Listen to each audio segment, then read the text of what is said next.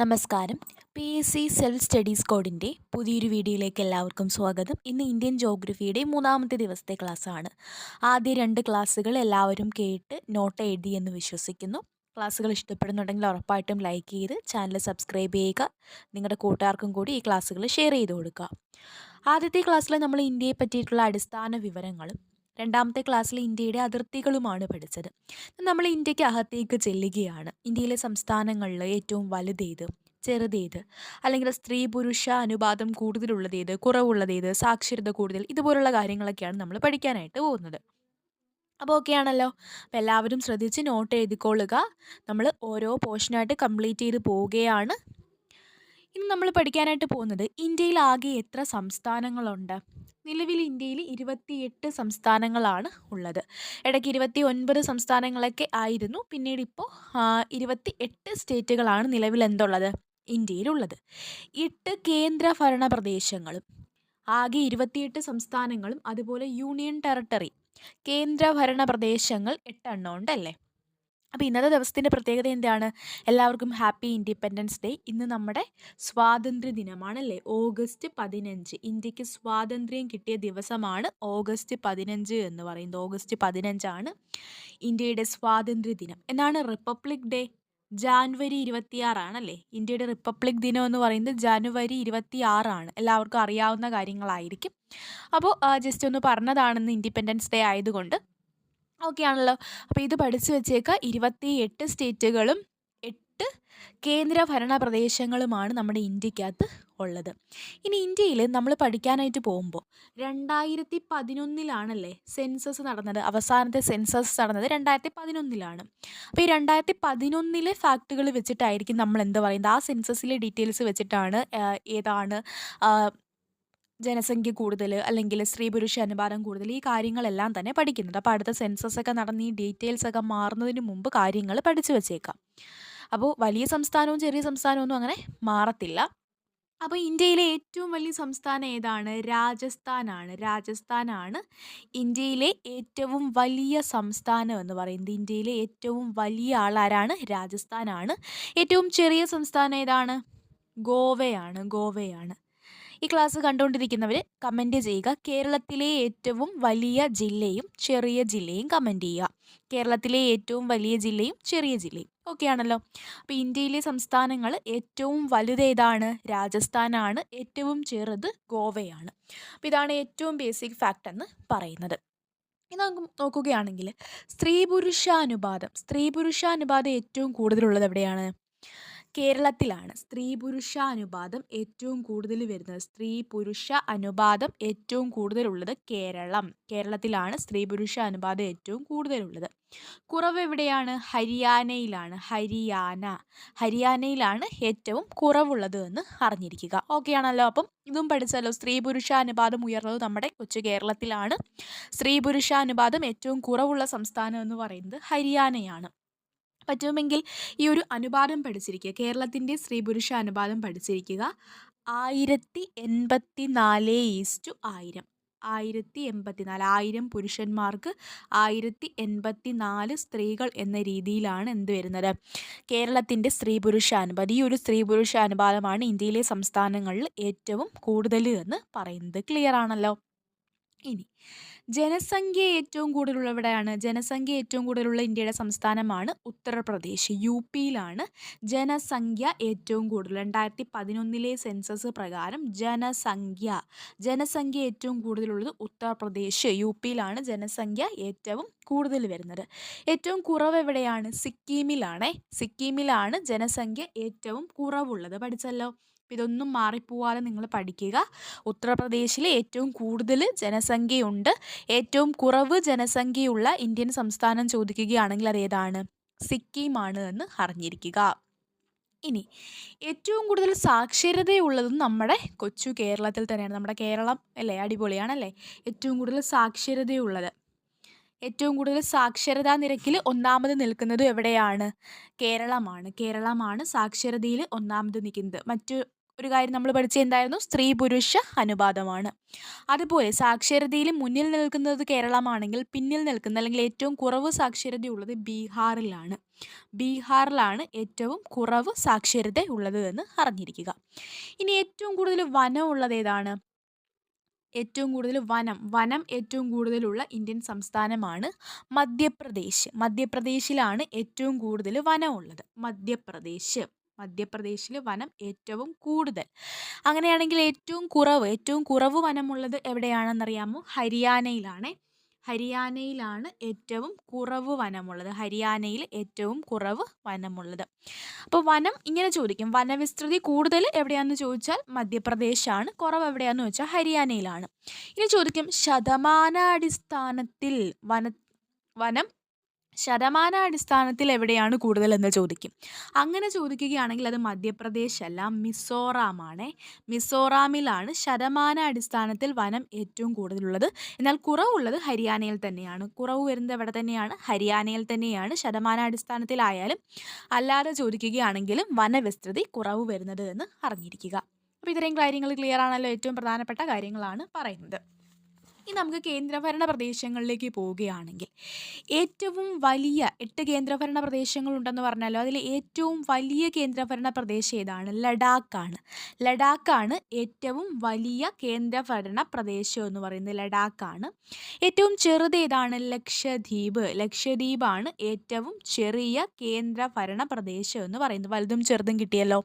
ഇനി ജനസംഖ്യ കൂടുതൽ എവിടെയാണ്? ജനസംഖ്യ കൂടുതലുള്ള കേന്ദ്രഭരണ പ്രദേശമാണ് ഡൽഹി. അപ്പോൾ ഇത് എഴുതുന്നത് മാത്രം കണ്ടുകൊണ്ടിരിക്കരുത്. നിങ്ങൾ എന്ത് ചെയ്യുക? നോട്ടിലാക്കി വെക്കുക. ഉറപ്പായിട്ടും നിങ്ങൾക്കിത് പ്രയോജനപ്പെടും കേട്ടോ. ഇതിൽ നിന്നൊക്കെ ചോദ്യങ്ങൾ ഈ വരുന്ന 10th പ്രിലിംസിനും കമ്പനി ബോർഡ് LGSനും ഒക്കെ കാണും. നമ്മൾ VFAയ്ക്കും ബിവറേജ് LDക്കും ഒക്കെ പഠിക്കുമ്പോൾ കുറച്ചും കൂടി അഡ്വാൻസ്ഡ് ആയിട്ട് പഠിക്കണം. അപ്പോൾ അതിന് വേണ്ടിയിട്ടുള്ള ക്ലാസ്സുകൾ നമ്മൾ അടുത്ത മാസം 1-ാം തീയതി മുതൽ സ്റ്റാർട്ട് ചെയ്യും. അപ്പോൾ അതിൻ്റെ അപ്ഡേറ്റ് ഒക്കെ ടെലിഗ്രാമിൽ ഇട്ടിട്ടുണ്ട്. ടെലിഗ്രാം ചാനലിൽ അംഗമാകാത്തവർ ഞാൻ ഫസ്റ്റ് കമൻറ്റായിട്ട് പിൻ ചെയ്തിട്ടുണ്ട്. ആദ്യമായിട്ട് ആരെങ്കിലും നമ്മുടെ ക്ലാസ്സുകൾ കാണുന്നുണ്ടെങ്കിൽ ലൈക്ക് ചെയ്യുക, സബ്സ്ക്രൈബ് ചെയ്ത് സപ്പോർട്ട് ചെയ്യുകയാണെങ്കിൽ കുറച്ചും കൂടെ സൗകര്യങ്ങളോട് നമുക്ക് ക്ലാസ്സുകൾ എടുക്കാനുള്ള ഒരു അവസരവും കൂടി കിട്ടുന്നതായിരിക്കും. ഓക്കെ ആണല്ലോ. അപ്പോൾ നമ്മൾ എവിടെയാണ് പറഞ്ഞത്? ജനസംഖ്യ കൂടുതലുള്ള കേന്ദ്രഭരണ പ്രദേശം ഏതാണ്? ഡൽഹിയിലാണ് ജനസംഖ്യ കൂടുതൽ. കുറവ് എവിടെ തന്നെയാണ്? ഏറ്റവും ചെറിയ ലക്ഷദ്വീപിൽ തന്നെയാണ് ജനസംഖ്യ കുറവ് വരുന്നത്. അപ്പോൾ ഏറ്റവും വലിയ കേന്ദ്രഭരണ പ്രദേശം ലഡാക്ക്, ചെറുതു ലക്ഷദ്വീപ്. ജനസംഖ്യ കൂടുതലുള്ള കേന്ദ്രഭരണ പ്രദേശം ഡൽഹിയാണ്. ഡൽഹി ഇന്ത്യയുടെ തലസ്ഥാനം അല്ലേ? ഡൽഹിയാണ് ജനസംഖ്യ കൂടുതൽ. കുറവ് വരുന്നത് ഏറ്റവും ചെറിയ കേന്ദ്രഭരണ പ്രദേശമായിട്ടുള്ള ഇവിടെ തന്നെയാണ്, ലക്ഷദ്വീപിൽ തന്നെയാണ്. ഇനി സാക്ഷരത കൂടുതൽ എവിടെയാണ്? ലക്ഷദ്വീപിലാണ് ഏറ്റവും കൂടുതൽ സാക്ഷരതർ ഉള്ളത്. നമ്മൾ സാക്ഷരത കൂടിയ സംസ്ഥാനം ഏതാണ് പഠിച്ചത്? ഏതാണ് പഠിച്ചത്? കേരളമാണ് പഠിച്ചത്. അപ്പോൾ ഇതൊന്ന് ഓർത്തെടുക്കാനായിട്ട് നോക്കിക്കോളാം. സാക്ഷരത കൂടിയ സംസ്ഥാനം കേരളമാണ്. ഇനി ഇന്ത്യയിലെ ഏറ്റവും വലിയ ജില്ല ഏതാണ്? കേരളത്തിലെ വലുതും ചെറുതും ഒക്കെ നിങ്ങളടുത്ത് കമൻറ്റ് ചെയ്യാൻ പറഞ്ഞിട്ടുണ്ട്. ഇന്ത്യയിലെ ഏറ്റവും വലിയ ജില്ല ഏതാണ്? കച്ച്. ഗുജറാത്തിലെ കച്ചാണ് ഇന്ത്യയിലെ ഏറ്റവും വലിയ ജില്ല എന്ന് പറയുന്നത്. ഇനി ഇന്ത്യയിലെ ഏറ്റവും ചെറിയ ജില്ല ചോദിക്കുകയാണെങ്കിൽ അത് മാഹിയാണ്. ഇന്ത്യയിലെ ഏറ്റവും ചെറിയ ജില്ല ചോദിക്കുകയാണെങ്കിൽ അതേതാണ്? മാഹിയാണ് എന്ന് അറിഞ്ഞിരിക്കുക. ഓക്കെ ആണല്ലോ. ഇന്ത്യയിലെ ഏറ്റവും വലിയ ജില്ലയാണ് കേട്ടോ. ഇന്ത്യയിലെ ഏറ്റവും വലിയ ജില്ല എവിടെയാണ്? കച്ച്, ഗുജറാത്തിലാണ്. ചെറുത് മാഹിയാണ്, പുതുച്ചേരിയിലാണ്. ഏറ്റവും ചെറുതും ഏറ്റവും വലുതും. ക്ലിയർ ആണല്ലോ. ഇത്രയും കാര്യങ്ങൾ ക്ലിയർ ആണല്ലോ. ഏറ്റവും പ്രധാനപ്പെട്ടതിൽ വലുതും ചെറുതുമാണ് പറഞ്ഞ് തന്നത്. അപ്പോൾ 2011 സെൻസസ് പ്രകാരമുള്ള കാര്യങ്ങളാണ് ഇപ്പോൾ പറഞ്ഞത്. ഇനി ഇന്ത്യയുടെ ദേശീയ പക്ഷി ഏതാണ്? അറിയാവുന്ന കാര്യങ്ങൾ തന്നെയാണെങ്കിലും ജസ്റ്റ് ഒന്ന് പഠിക്കാം തുടക്കക്കാർക്ക് വേണ്ടിയിട്ട്. ദേശീയ പക്ഷി ഒരു ക്വസ്റ്റ്യൻ പേപ്പറിൽ കേരളത്തിൻ്റെ ദേശീയ പക്ഷി എന്ന് ചോദിച്ചു. അപ്പോൾ പെട്ടെന്ന് ചാടിക്കയറി ദേശീയ പക്ഷി എന്ന് പറയുമ്പോഴത്തേക്ക് ആരുടെയാണെന്നൊന്നും നോക്കുന്നില്ല. ദേശീയ പക്ഷി എന്ന് കാണുമ്പോഴത്തേക്കും ഇന്ത്യ, ദേശീയം, നമ്മുടെ ഭാരതം എന്ന് പറഞ്ഞിട്ട് മയിലിനെ ചാടിക്കയറി കറുപ്പിക്കും. അപ്പോൾ കേരളത്തിൻ്റെ ദേശീയ പക്ഷി ചോദിക്കുകയാണെങ്കിൽ ഇത് മലമ്പുഴയ്ക്ക് വേഴാമ്പലാണല്ലേ. അപ്പോൾ ഇന്ത്യയുടെ ദേശീയ പക്ഷി, നമ്മുടെ ദേശീയ പക്ഷി ഏതാണ്? മയിലാണ് എന്ന് അറിഞ്ഞിരിക്കുക. ദേശീയ മൃഗം ഏതാണ്? അറിയാവുന്ന കാര്യങ്ങളാണെങ്കിലും എല്ലാവരും ഒന്ന് ഓർത്തെടുക്കുക. ഞാൻ ബേസ് ക്ലാസ് തൊട്ടാണ് പറയുന്നത്. തുടക്കക്കാരായിട്ട് ഈ PSC എന്താണെന്ന് പോലും അറിയാതെ ഇതിനകത്തേക്ക് കടന്നു വന്ന ആൾക്കാരുണ്ട്. അപ്പോൾ അവർക്കും കൂടെ മനസ്സിലാക്കാൻ വേണ്ടിയിട്ട് നമ്മളിതൊക്കെ സ്കൂളിലെ പഠിക്കുന്ന കാര്യങ്ങളാണ്, എങ്കിലും ഓർത്തെടുക്കുക. ഇതുപോലുള്ള ചെറിയ ചെറിയ മിസ്റ്റേക്കുകൾ വരും. ക്വസ്റ്റ്യൻ നല്ലപോലെ വായിച്ചതിന് ശേഷം മാത്രം ഉത്തരം എഴുതുക. അപ്പോൾ പക്ഷി മയിലാണ്, മൃഗം എന്ന് പറയുമ്പോൾ എന്താണ്, കടുവയാണ്. ഇനി ദേശീയ പുഷ്പം ഏതാണ്? താമരയാണ്. ഇപ്പോൾ ഈ ദേശീയവും സംസ്ഥാനവും തമ്മിൽ മാറിപ്പോകരുത്. ഇങ്ങനെ ചോദിക്കും, കേരളത്തിൻ്റെ ദേശീയ പുഷ്പം, ഈ രീതിയിൽ ചോദിക്കുമ്പോൾ പെട്ടെന്ന് താമര കറുപ്പിക്കരുത്. കേരളത്തിൻ്റേത് ഏതാണ്? കണിക്കൊന്നയാണ്, അത് തന്നെ കറുപ്പിക്കുക. ഓക്കെ ആണല്ലോ. അപ്പോൾ ദേശീയ പുഷ്പം താമര. ദേശീയ ഗാനം ഏതാണ്? ജനഗണമന. ജനഗണമനയാണ് ദേശീയ ഗാനം എന്ന് പറയുന്നത്. ദേശീയ ഗീതം ചോദിക്കുകയാണെങ്കിൽ അതേതാണ്? വന്ദേ മാതരം. വന്ദേ മാതരം. പിന്നെ ഓഗസ്റ്റ് 15 ഏറ്റവും കൂടുതൽ മുഴങ്ങിക്കേട്ട ഗാനങ്ങളും ഗീതമൊക്കെ ഇതായിരിക്കും അല്ലേ, ജനഗണമനയും വന്ദേ മാതരവും ഒക്കെ. ഇനി ദേശീയ പൈതൃക ജീവി ചോദിക്കുകയാണെങ്കിൽ ഏതാണ്? ദേശീയ പൈതൃക ജീവി എന്ന് പറയുന്നത് ആനയാണ്. ആനയാണ് ദേശീയ പൈതൃക ജീവി എന്ന് പറയും. ദേശീയ പൈതൃക ജീവി ഏതാണ്? ആനയാണ്. ഇനി ദേശീയ ചിഹ്നങ്ങൾ 10th പ്രിലിംസിനാണെങ്കിൽ നമുക്ക് ദേശീയ ചിഹ്നങ്ങൾ എന്ന് പറഞ്ഞൊരു ഭാഗം പഠിക്കാറുണ്ട്. അത് അവിടെ നമ്മളിത് വീണ്ടും പഠിക്കും. എന്നാൽ ഇന്ത്യയുടെ അടിസ്ഥാന കാര്യങ്ങൾ നമ്മൾ പഠിക്കുന്നതുകൊണ്ട് ഞാനൊന്ന് പറഞ്ഞതാണ്. ദേശീയ മൃഗം ചോദിക്കുകയാണെങ്കിൽ കടുവയും, ദേശീയ പൈതൃക ജീവിയാണ് ചോദിക്കുന്നതെങ്കിൽ അത് ആനയുമാണ്. ദേശീയ ജലജീവി ഏതാണ്? ഗംഗാ ഡോൾഫിൻ. ഗംഗാ ഡോൾഫിനാണ് ദേശീയ ജലജീവി. ദേശീയ നദി ചോദിക്കുകയാണെങ്കിൽ അത് ഗംഗയുമാണ്. ദേശീയ മത്സ്യം ഏതാണ്? ദേശീയ മത്സ്യം എന്ന് പറയുന്നത് അയലയാണ്. അയലയാണ് ദേശീയ മത്സ്യം എന്ന് പറയുന്നത്. ഇനി കേരളത്തിൻ്റെ മത്സ്യം ചോദിക്കുകയാണെങ്കിൽ ഏതാണ്? കരിമീനാണ് കേരളത്തിൻ്റെ മത്സ്യം എന്ന് പറയുന്നത്. ദേശീയ പാനീയം എന്താണ്? ചായയാണ് കേട്ടോ. ചായയാണ് ദേശീയ പാനീയം എന്ന് പറയുന്നത്. ഔദ്യോഗിക ഭാഷ ഏതാണ്? ഹിന്ദി. ഹിന്ദിയാണ് നമ്മുടെ ഔദ്യോഗിക ഭാഷ എന്ന് പറയുന്നത്. ഇനി എന്താണ്? ദേശീയ വൃക്ഷം ഏതാണ്? ആൽ അല്ലേ. ഏതാലാണ്? പേരാലാണ്. പേരാലാണ് ദേശീയ വൃക്ഷം എന്ന് പറയുന്നത്. ദേശീയ വൃക്ഷം ഏതാണ്? പേരാലാണ്. ദേശീയ കലണ്ടർ ചോദിക്കുകയാണെങ്കിൽ ശകവർഷ കലണ്ടറാണ്. ശകവർഷ കലണ്ടറാണ് ദേശീയ കലണ്ടർ എന്ന് പറയുന്നത്. ദേശീയ മുദ്ര ഏതാണ്? സിംഹമുദ്ര. സിംഹമുദ്രയാണ്. ഇനി ദേശീയ പതാക എന്ന് പറഞ്ഞ ഏതാണ്? ത്രിവർണ്ണ പതാകയാണ് ദേശീയ പതാക എന്ന് പറയുന്നത്. നമ്മുടെ പതാകയെ നമ്മൾ എന്താണ് പറയുന്നത്? ത്രിവർണ്ണ പതാക എന്നാണ് പറയുന്നത്. ക്ലിയർ ആണല്ലോ. അപ്പോൾ അറിഞ്ഞിരിക്കുക, നമ്മുടെ ദേശീയ പതാക, ദേശീയ ഗാനം, ദേശീയ ഗീതം ഇതുപോലുള്ള ഭാഗങ്ങളിൽ നിന്നൊക്കെ ചോദ്യം ചോദിക്കും. നമ്മൾ LGS ലെവൽ എക്സാമിനാണ് പഠിക്കുന്നത്. അഡ്വാൻസ്ഡ് ആയിട്ടും ചോദിക്കും, എങ്കിൽ പോലും ബേസ് ചോദ്യങ്ങളും ചോദിക്കും. നമ്മൾ സിമ്പിളായിട്ട് കളയുന്ന ചോദ്യങ്ങളൊക്കെ എന്ത് ചെയ്യാനുണ്ട്? ചോദിക്കാനുള്ള സാധ്യതയുണ്ട് എന്ന് അറിഞ്ഞിരിക്കുക. ഓക്കെ ആണല്ലോ. ഇനി ഇന്ത്യയുടെ രാഷ്ട്രപിതാവ് ആരാണ്? ഇന്ന് നമുക്ക് ഇൻഡിപെൻഡൻസ് ഡേ ആയതുകൊണ്ട് കുറച്ച് കാര്യങ്ങളൊക്കെ പറയാനും ഇൻട്രസ്റ്റ് ഉണ്ടല്ലേ. ഇന്ത്യയുടെ രാഷ്ട്രപിതാവ് ആരാണ്? നമുക്ക് എല്ലാവർക്കും അറിയാവുന്നതാണ്, മഹാത്മാഗാന്ധിയാണ് ഇന്ത്യയുടെ രാഷ്ട്രപിതാവ് എന്ന് പറയുന്നത്. മഹാത്മാഗാന്ധി നമ്മുടെ രാഷ്ട്രപിതാവ്. നമുക്ക് സ്വാതന്ത്ര്യം നേടിത്തന്ന വ്യക്തിയാണ് ആരെന്ന് പറയുന്നത്? മഹാത്മാഗാന്ധിയാണ് നമ്മുടെ രാഷ്ട്രപിതാവ് എന്ന് പറയുന്നത്. രാഷ്ട്രപിതാവ് ആരാണ്? മഹാത്മാഗാന്ധിയാണ്.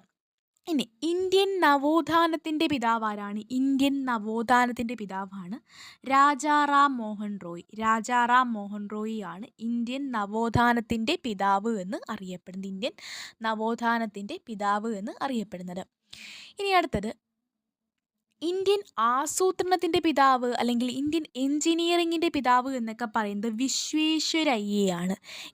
വിശ്വേശ്വരയ്യയാണ് എന്തെന്ന് പറയുന്നത്? ഇന്ത്യൻ ആസൂത്രണത്തിൻ്റെ പിതാവ്, ഇന്ത്യൻ എൻജിനീയറിങ്ങിൻ്റെ പിതാവ്, ഇങ്ങനെയൊക്കെ അറിയപ്പെടുന്നത് ആരാണ്? വിശ്വേശ്വരയ്യയാണ് എന്ന് അറിഞ്ഞിരിക്കുക.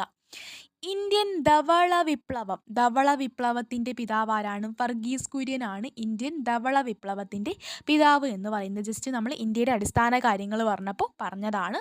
കൂടുതൽ കോംപ്ലിക്കേഷനിലേക്ക് പോകുന്നില്ല. ഇത്രയും കാര്യങ്ങളൊക്കെ എന്ത് ചെയ്യുക? അറിഞ്ഞിരിക്കുക. ഇനി നമ്മൾ നേരത്തെ പറഞ്ഞു ഇന്ത്യ സ്വതന്ത്രമായതെന്നാന്ന്? 1947 ഓഗസ്റ്റ് 15-നാണ്. ഓഗസ്റ്റ് 15-നാണ്. ഇന്ത്യ റിപ്പബ്ലിക് ആയതെന്നാണ്? 1950 ജനുവരി 26. 1950 ജനുവരി 26-നാണ് ഇന്ത്യ റിപ്പബ്ലിക് ആയത്. ഇന്ത്യയുടെ തലസ്ഥാനം ഏതാണ്? ന്യൂഡൽഹിയാണ് ഇന്ത്യയുടെ തലസ്ഥാനം എന്ന് പറയുന്നത്. ഇന്ത്യയിൽ ഭാഷാടിസ്ഥാനത്തിൽ രൂപീകൃതമായ ആദ്യ സംസ്ഥാനം.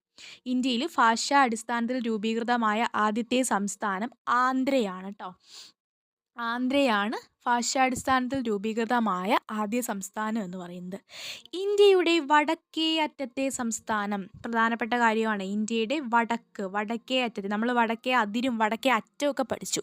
വടക്കേ അറ്റത്തെ സംസ്ഥാനം ഏതാണ്? ഹിമാചൽ പ്രദേശാണ്. വടക്കേ അറ്റത്ത് ഹിമാചൽ പ്രദേശാണ്. തെക്കാരാണ്? തെക്കേ അറ്റത്ത് തമിഴ്നാടാണ് തെക്കേ അറ്റത്ത് വരുന്നത്. ഏതാണ്? തമിഴ്നാടാണ് തെക്കേ അറ്റത്തെ സംസ്ഥാനം എന്ന് പറയുന്നത്. കിഴക്കേ അറ്റത്ത്, കിഴക്കും പടിഞ്ഞാറും ഒക്കെ അറിയാമോ? അതൊക്കെ അറിഞ്ഞാലേ നമുക്ക് അറിയാൻ പറ്റത്തുള്ളല്ലേ. ഇങ്ങനെ നമ്മൾ വരയ്ക്കുമല്ലേ, മാത്സിലും ഒക്കെ നമ്മൾ പഠിക്കുന്നത്. ഇതിൽ വടക്കും തെക്കും കിഴക്കും ഒക്കെ അറിയണ്ടേ. ഇവിടെയാണ് കിഴക്ക് ഭാഗം വരുന്നത് ഇവിടെയാണ്. ഇതാണ് പടിഞ്ഞാറ് ഭാഗം. ജസ്റ്റ് ഒന്ന് അറിഞ്ഞിരിക്കുക കേട്ടോ. നമുക്കിത് മാത്സിലും ഒക്കെ യൂസ്ഫുൾ ആവുന്നൊരു കാര്യമാണ് കിഴക്കും പടിഞ്ഞാറും. ഏകദേശം നമ്മൾ ഇന്ത്യയുടെ ഈ കാര്യങ്ങളും കൂടെ ഒന്ന് പഠിക്കുകയാണെങ്കിൽ നിങ്ങൾക്ക് ഏകദേശം ഒരു ഐഡിയ കിട്ടും. പടിഞ്ഞാറ് ഭാഗം. ഇതാണ് തെക്ക് ഭാഗം. തെക്ക് എല്ലാവർക്കും അറിയായിരിക്കും. നമ്മളൊക്കെ തെക്ക് സംസ്ഥാനമാണ്. കേരളമൊക്കെ ഈ ഒരു ഭാഗത്താണ് വരുന്നത് ഇന്ത്യയുടെ മാപ്പിൽ എന്നറിയാവുന്നവർക്ക് തെക്ക് അറിയായിരിക്കും. തെക്കിൻ്റെ നേരെ ഓപ്പോസിറ്റ് ആരുണ്ട്? വടക്കുണ്ട്. അപ്പോൾ തെക്കേ അറ്റത്തെ സംസ്ഥാനം തമിഴ്നാട്. തെക്കേ അറ്റത്ത് ആരുണ്ട്? തമിഴ്നാടുണ്ട്. ഏറ്റവും തെക്കേ അറ്റത്ത് തമിഴ്നാടാണ്. ദെൻ പടിഞ്ഞാറേ അറ്റത്ത് എന്താണ്? ഗുജറാത്ത്. പടിഞ്ഞാറ് നമ്മൾ പറഞ്ഞില്ല, ഗുജറാത്താണ് പടിഞ്ഞാറേ അറ്റത്ത്. വടക്കേ അറ്റത്ത് ഏതാന്ന് പറഞ്ഞു? ഹിമാചൽ പ്രദേശാന്ന് പറഞ്ഞു. കിഴക്ക് ഏതാണ്? അരുണാചൽ പ്രദേശാണ് കിഴക്ക് സംസ്ഥാനം എന്ന് പറയുന്നത്. ക്ലിയർ ആണല്ലോ. ഇനി വടക്കേ അറ്റത്തെ കേന്ദ്രഭരണ പ്രദേശം ഏതാന്ന് ചോദിക്കുകയാണെങ്കിൽ ലഡാക്കാണ് വടക്കേ അറ്റത്തെ കേന്ദ്രഭരണ പ്രദേശം എന്ന് പറയുന്നത്. തെക്കേ അറ്റത്തെ കേന്ദ്രഭരണ പ്രദേശം ചോദിക്കുകയാണെങ്കിൽ അത് ആൻഡമാൻ നിക്കോബാർ ദ്വീപുകളാണ് എന്ന് അറിഞ്ഞിരിക്കുക. ഓക്കെ ആണല്ലോ. അപ്പോൾ ഇത്രയും കാര്യങ്ങളാണ് ഇന്നത്തെ ക്ലാസ്സിൽ പറയുന്നത്. അപ്പോൾ ഇന്ത്യയുടെ ഏകദേശ അടിസ്ഥാന വിവരങ്ങളെല്ലാം തന്നെ നമ്മൾ എന്ത് ചെയ്തു കഴിഞ്ഞു? കംപ്ലീറ്റ് ആക്കി കഴിഞ്ഞു. ഇനി നമുക്ക് പഠിക്കാനുള്ളത് ഇന്ത്യയുടെ ഭൂപ്രകൃതിയിലേക്കാണ് നമ്മൾ പോകുന്നത്. ഇന്ത്യയുടെ ഭൂപ്രകൃതി അനുസരിച്ച് എത്ര ആയിട്ട് തിരിക്കാം, അതിൻ്റെ കാര്യങ്ങളൊക്കെയാണ് നമ്മൾ ഇന്ന് പഠിക്കാനായിട്ട് പോകുന്നത്. അപ്പോൾ ഇന്ത്യയെ പറ്റിയിട്ടുള്ള അടിസ്ഥാന വിവരങ്ങൾ നമ്മൾ എന്ത് ചെയ്ത് കഴിഞ്ഞു? കംപ്ലീറ്റ് ആക്കി കഴിഞ്ഞു. അപ്പോൾ ഈ 3 ക്ലാസ്സുകളിലൂടെ നിങ്ങൾക്ക് ഇന്ത്യ എന്ന് പറയുന്ന നമ്മുടെ രാജ്യത്തെക്കുറിച്ചൊരു ബേസിക് ഐഡിയ കിട്ടിക്കാണും. നല്ലപോലെ യൂസ്ഫുൾ ആയി എന്ന് വിശ്വസിക്കുന്നു. അപ്പോൾ ക്ലാസ്സുകൾ കണ്ടവരെ ക്ലാസ്സിനെ കുറിച്ചിട്ടുള്ള അഭിപ്രായങ്ങൾ, നമ്മൾ ഇനിയും ക്ലാസ്സിൻ്റെ ലെങ്ത് കൂട്ടണോ, നിങ്ങൾക്ക് എങ്ങനെ ഉണ്ടായിരുന്നു, യൂസ്ഫുൾ ആകുന്നുണ്ടോ, ഇഷ്ടപ്പെട്ടോ എന്നൊക്കെ ഒന്ന് കമൻറ്റ് ചെയ്യുക കേട്ടോ. നിങ്ങളത് പറഞ്ഞാൽ മാത്രമേ എനിക്കിനി കണ്ടിന്യൂ ചെയ്തിട്ട് എങ്ങനെയാണ് ക്ലാസ്സുകൾ ഇമ്പ്രൂവ് ആക്കേണ്ടത് കാര്യങ്ങളൊക്കെ പറയാൻ പറ്റത്തുള്ളൂ. ഇങ്ങനെ തന്നെ എടുത്താൽ മതിയോ, നിങ്ങൾക്ക് നോട്ട് ചെയ്യാൻ പറ്റുന്നുണ്ടോ, സ്പീഡ് കൂടുതലാണോ കുറവാണോ, എന്തുണ്ടെങ്കിലും നിങ്ങൾക്ക് പറയാം. നെഗറ്റീവ് ഓർ പോസിറ്റീവ് പറയാം. ഇവിടെ പറയാൻ ബുദ്ധിമുട്ടുള്ളവർക്ക് നമ്മുടെ ടെലിഗ്രാം ചാനലിൽ വന്നിട്ട് പറയാം. അപ്പോൾ അതിനനുസരിച്ചിട്ട് നമ്മൾ ക്ലാസ്സുകൾ മെച്ചപ്പെട്ടതാക്കാൻ നോക്കുന്നതായിരിക്കും. ഓക്കെ ആണല്ലോ. അപ്പോൾ ഇന്ത്യയുടെ അടിസ്ഥാന വിവരങ്ങൾ ഇന്നത്തെ ക്ലാസ്സിൽ നമ്മൾ കംപ്ലീറ്റ് ചെയ്തു. അപ്പോൾ ഇഷ്ടപ്പെടുകയാണെങ്കിൽ എപ്പോഴും പറഞ്ഞതുമാണ് സബ്സ്ക്രൈബ് ചെയ്ത് സപ്പോർട്ട് ചെയ്യുക. ടെലിഗ്രാമിലും കൂടെ അംഗമാവുകയാണെങ്കിൽ നിങ്ങൾക്ക് ഓരോ സബ്ജക്റ്റ് കഴിയുമ്പോൾ ഞാൻ അതിനകത്ത് മോക്ക് ടെസ്റ്റുകളും എക്സാമ്പുകളും കൂടെ നൽകുന്നതായിരിക്കും. Okay, thank U.